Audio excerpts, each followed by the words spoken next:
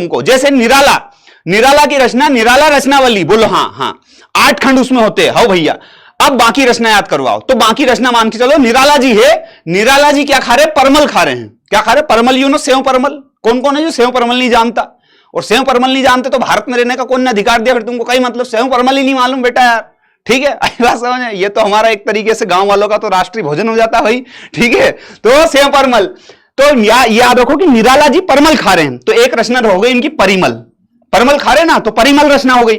अब भैया एक कैसे खा रहे? अकेले बैठ के खा रहे क्या? नहीं नहीं भैया, कौन खा रहा है? इनके साथ 2 लड़कियां खा रही। कौन? एक गीतिका और एक अनामिका। तो निराला जी खा रहे परमल तो परिमल, एक उनके साथ बैठी गीतिका, एक बैठी अनामिका। तो परिमल, गीतिका, अनामिका, ये तीनों क्या कर रहे हैं? 2, एक तो निराला जी, एक गीतिका, एक अनामिका, ये दोनों मिलके, तीनों मिलके क्या खा रहे? परमल खा रहे। तो परिमल हो गई इनकी रचना।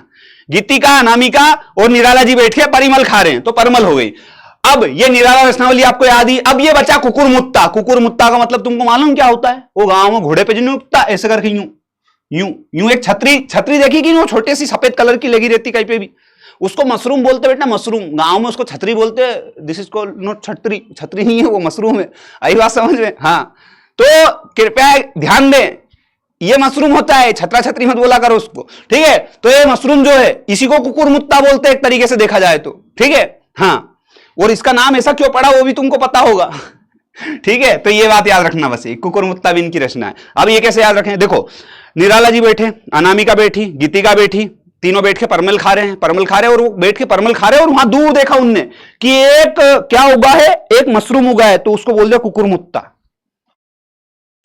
ठीक, डन, सॉर्टेड। आगे बढ़ जाओ इसी बात पे। हाँ भैया बढ़ जाओ, मना करोगे जब भी।